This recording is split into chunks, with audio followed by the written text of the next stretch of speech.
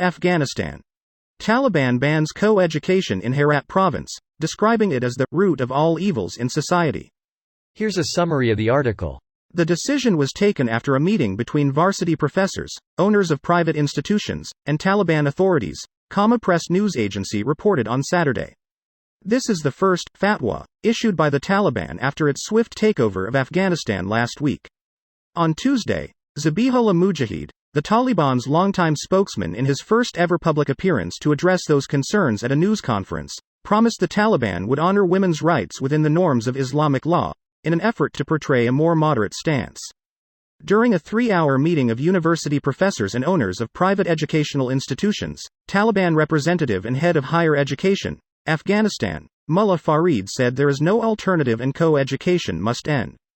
In the last 2 decades, Afghanistan has implemented a mixed system of co-education and gender-based separate classes in all universities and institutes.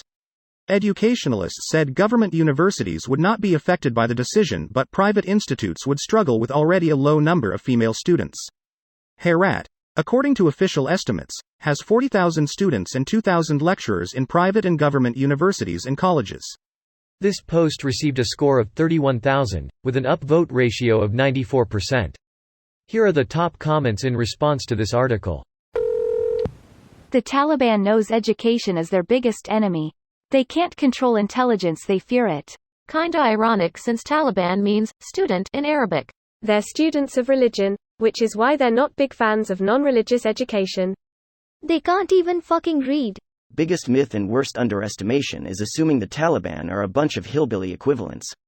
They know what they're doing and have their religious logic to back up their edicts, and they have their plans and knowledge base they work from.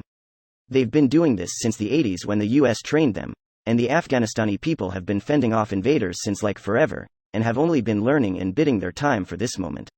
It's, ironically, the stupidity of US foreign policy and half-assed nation building that allowed the Taliban's rapid success. The Mujahideen were never a whole singular organized group. Rather, there were many groups of varying loyalties, motivations, and intentions under a similar banner of removing the foreign Soviet invader. The Taliban were actually the displaced children of the fighters that remained in Afghanistan. They were students in Pakistani Islamic schools. When the Soviets withdrew in 1989, the Mujahideen fighters splintered into their own factions and an Afghan civil war ensued into the 90s. The Taliban crossed the border and began fighting these local warlords.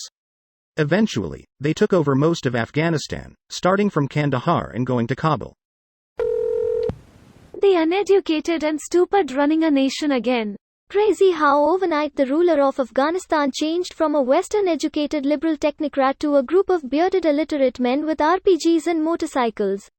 Again. Scorcher IV, here we go again. Someone left the fridge open. Oh, that's the root of all evils in society. Boys and girls being educated together. Not shit like raping chai boys. Or beating people in the middle of the street. Right? I'm thinking maybe we don't take root of all evil advice from people who decapitate people for singing. I'm starting to think the root of all evil is theocracy.